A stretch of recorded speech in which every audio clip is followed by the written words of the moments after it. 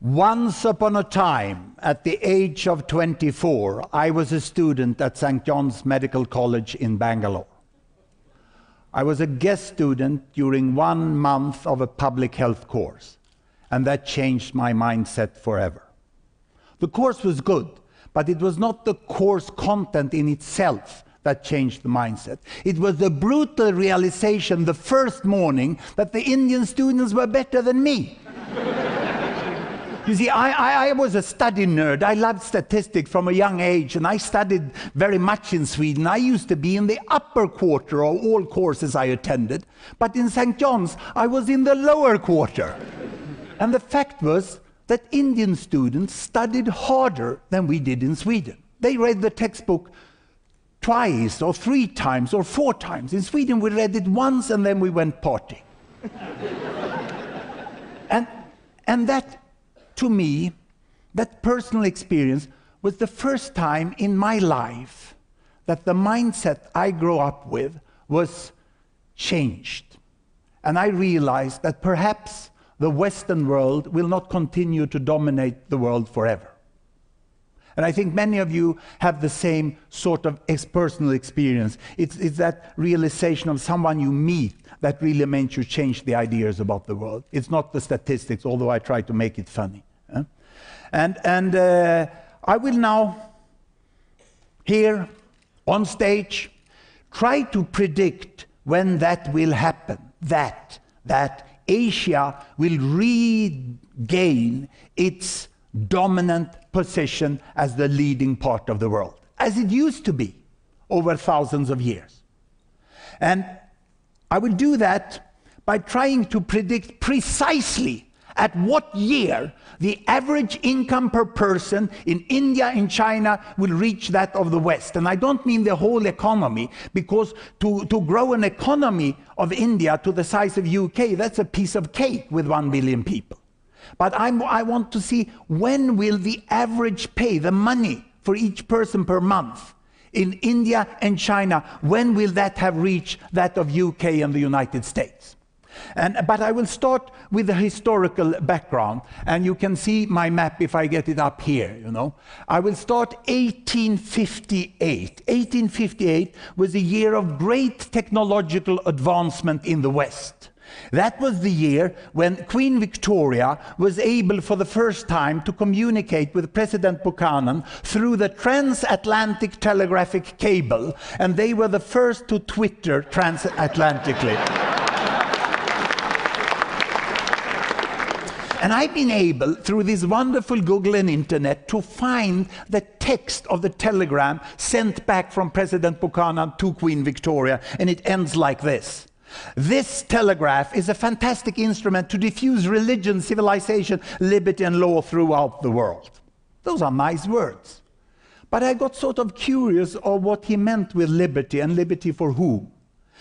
And we will think about that when we look at the wider picture of the world in 1858, because 1858 was also a watershed year in the history of Asia. 1858 was the year when the courageous uprising against the foreign occupation of India was defeated by the British forces, and India was up to 89 years more of foreign domination.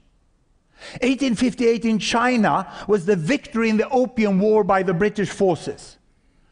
And that meant that foreigners, as it said in the treaty, was allowed to trade freely in China. It meant paying with opium for Chinese goods. And 1858 in Japan was the year when Japan had to sign the Harris Treaty and accept trade on favorable condition for the US. And they were threatened by those black ships there that had been in Tokyo Harbor over the last year. But Japan, in contrast to India and China, maintained its national sovereignty. And let's see how much difference that can make. And I will do that by bringing these bubbles back to a Gapminder graph here, where you can see each bubble is a country. The size of the bubble here is the population. On this axis, as I used to have, income per person in comparable dollar, and on that axis I have life expectancy, the health of people. And I also bring an innovation here. I have transformed the laser beam into an ecological, recyclable version here in green India. And we will see, you know, look here, 1858, India was here, China was here, Japan was there, United States and United Kingdom was richer over there, and I will start the world like this. India was not always like this level. Actually, if we go back into the historical record, there was a time hundreds of years ago when the income per person in India, China was even above that of Europe.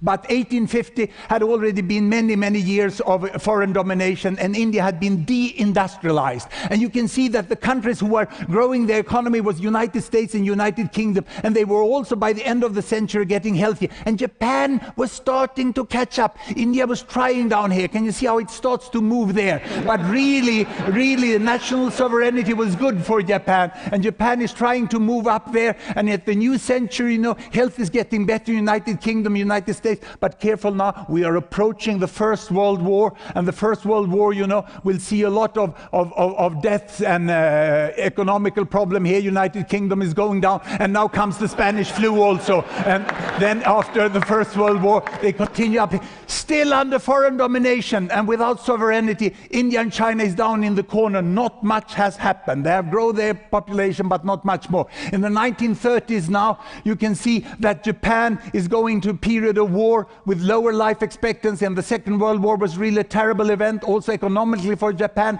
but they did recover quite fast afterwards, and we are moving into the new world. And 1947, India finally gained its independence, and they could raise the Indian flag and become a sovereign nation, but in very big difficulties down there. And in 1949, we saw the emergence of the modern China in a way which surprised the world. And what happens? What happens after independence? You can see that the health started to improve. Children started to go to school. Health services were provided. But this was a great leap forward when China fell down. It was central planning by Mao Zedong. China recovered, and they said, never more stupid central planning. But they went up here, and India was trying to follow, and they were catching up indeed. And both countries had the better health, but still a very low economy. And we came to 1978, and Mao Zedong died, and a new guy turned up from the left, and it was Deng Xiaoping coming